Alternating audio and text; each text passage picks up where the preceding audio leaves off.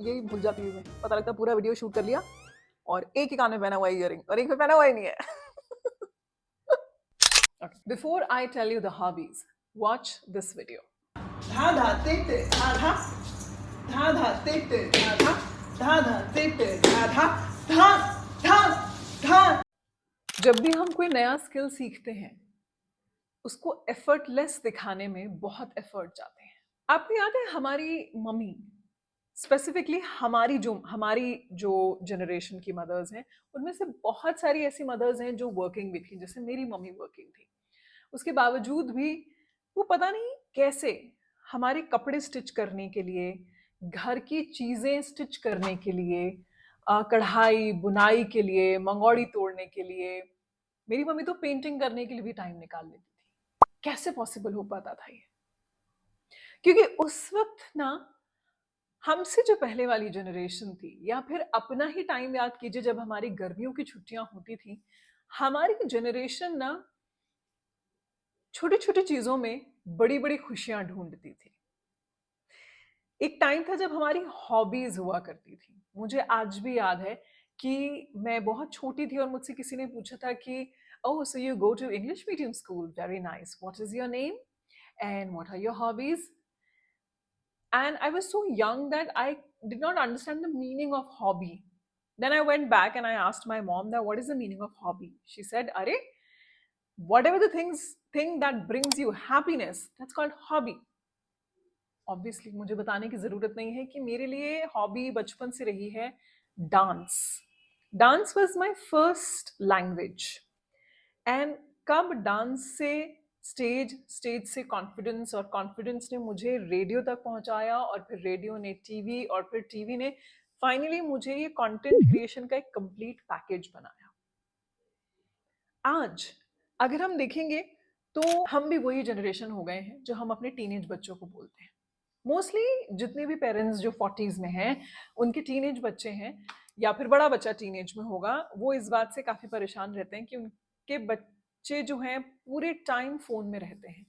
लेकिन इसमें उनकी गलती नहीं है। क्यों? क्योंकि अगर आप देखेंगे तो हम भी पूरे टाइम फोन पे रहते हैं।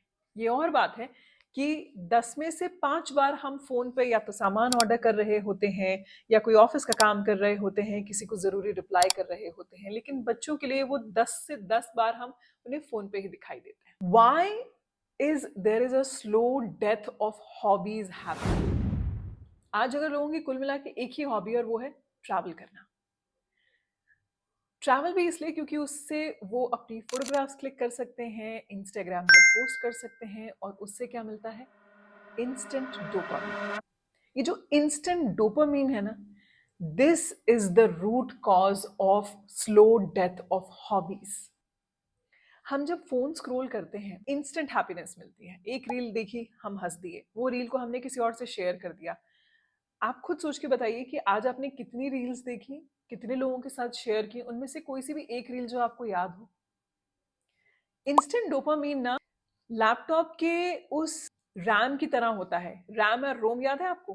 कि जैसे ही लैपटॉप बंद होगा या कंप्यूटर बंद होगा तो वो जितनी भी मेमोरी होगी वो इरेज हो जाएगी। वो बिल्कुल उसी रोम की तरह होता है कि जैसे ही हम फोन ऑफ करते हैं, हमने जो जो चीजें देखी वो सब ऑफ हो जाती है। लेकिन वहीं पर कोई अगर आप हॉबी प्रैक्टिस करते हैं, वो आपके ब्रेन को स्लो डोपामीन देती है, धीरे धीरे आपके ब्रेन को हैप्पीनेस देती है। इसीलिए कोई भी चीज आप सीखते हैं वो कभी नहीं भूलते। जैसे कि साइकिलिंग, स्विमिंग, ये एक बार हम सीख लेते हैं कभी नहीं भूलेंगे। हाँ, थोड़ा डगमगा जाएंगे, लेकिन जैसे ही पानी में उतरेंगे याद आ जाएगा। जैसे ही साइकिल चलाने लगेंगे याद आ जाएगा। पेंटिंग करेंगे याद आ जाएगा कि कैसे हमें ब्रश के स्ट्रोक्स देने थे। कोई गाना सीखा हुआ होता है वो कभी नहीं भूलते हैं। हॉबीज हमारे ब्रेन के लिए 40s में और भी ज्यादा इंपॉर्टेंट क्यों है, ये मैं आपको एंड में बताऊंगी।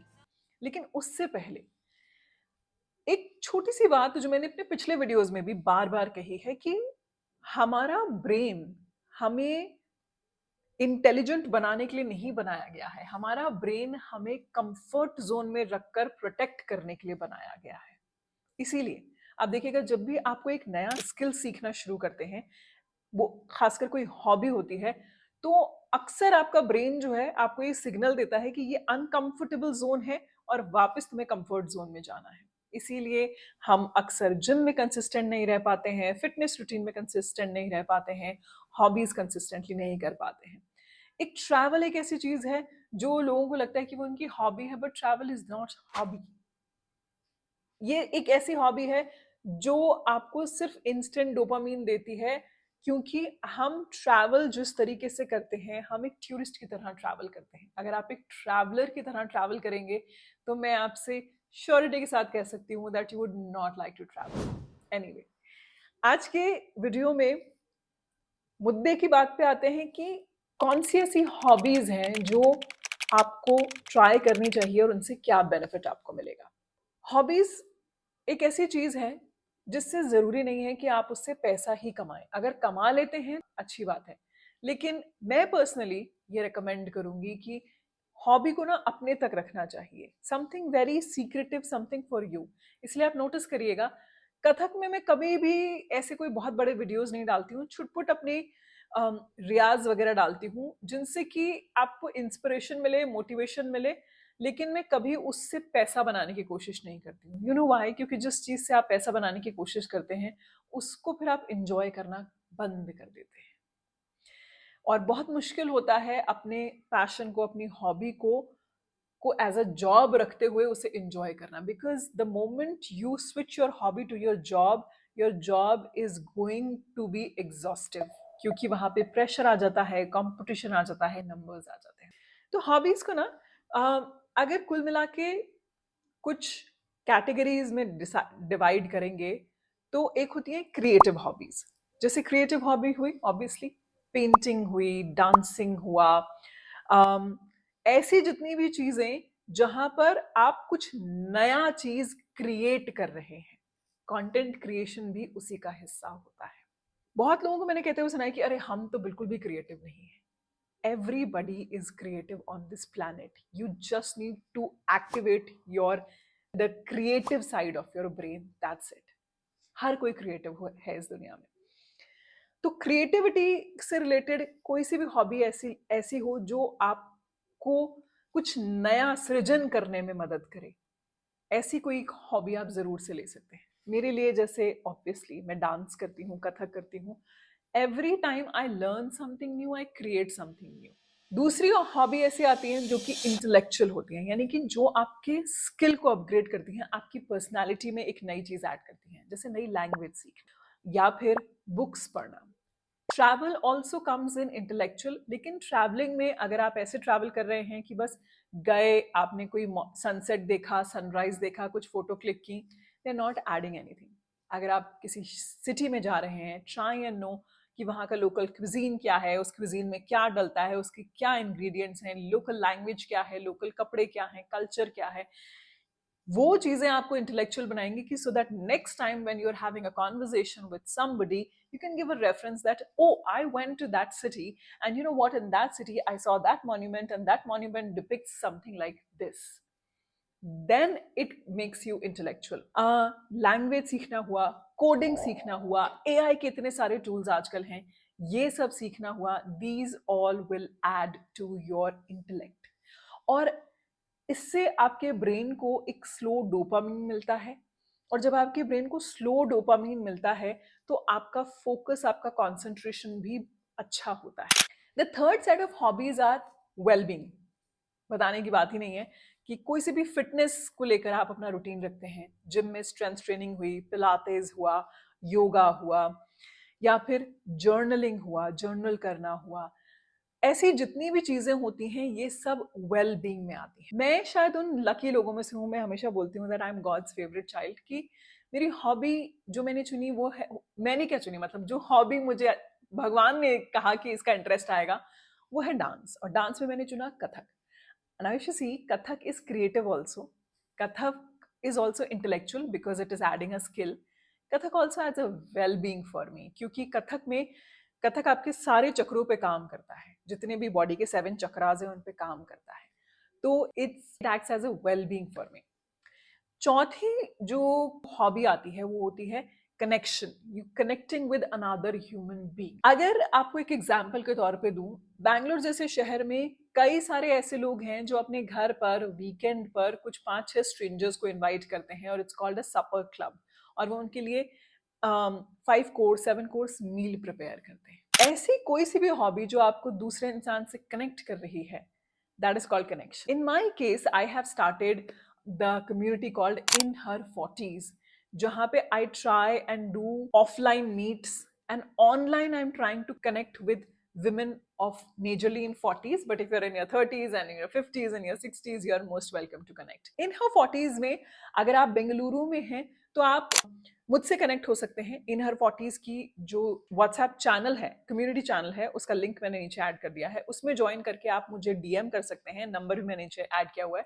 और आप अपने खुद का कोई अगर एक ह्यूमन कनेक्शन इवेंट या फिर ह्यूमन कनेक्शन टेबल ऑर्गेनाइज करना चाहते हैं, वो हो सकती है एन इवनिंग ऑफ कॉन्वर्जेशंस या फिर पेंटिंग या फिर कुकिंग, एनीथिंग, कोई छोटी सी एक आप एक टेबल ऑर्गेनाइज करना चाहते हैं, you can reach out to me and I will help you execute it.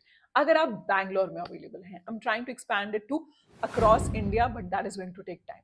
So again, in my case, this is more like a business, not a hobby. But ऐसी कई चीजें होती हैं कनेक्शन में जो आपके लिए एज अ हॉबी भी हो सकती हैं। आप चाहें तो उसको बाद में बिजनेस में कन्वर्ट कर सकते हैं। मैंने एक बात कही थी कि वाई इन 40s हॉबीज का होना और भी ज्यादा जरूरी है।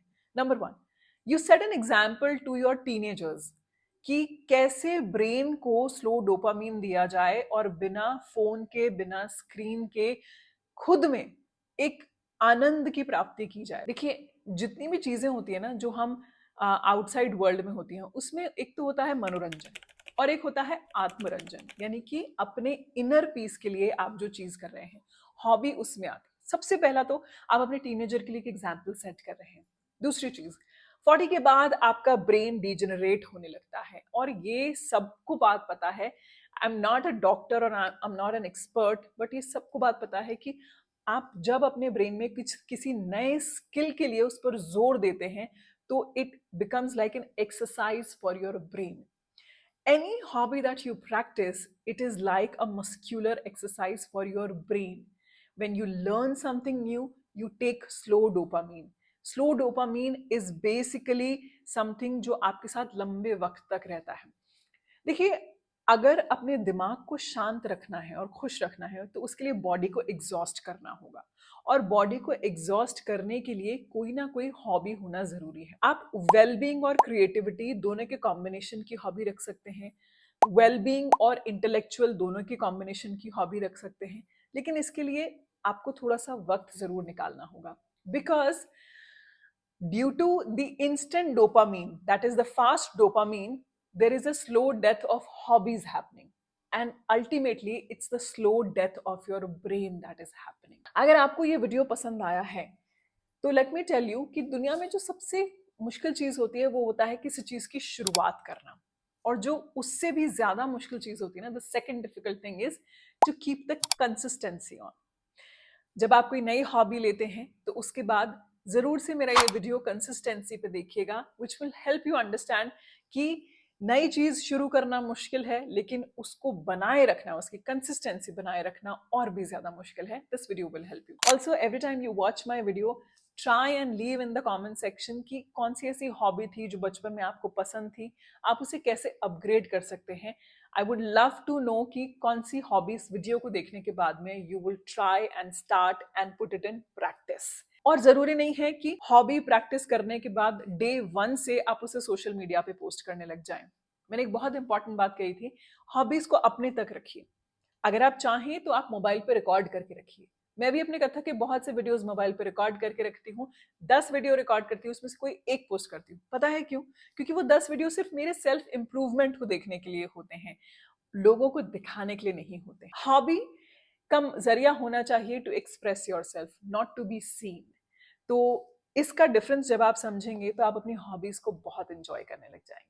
I hope this video was helpful for you. Any more topic जिसपे मैं आपके लिए वीडियो बना सकती हूँ, do let me know in the comment section.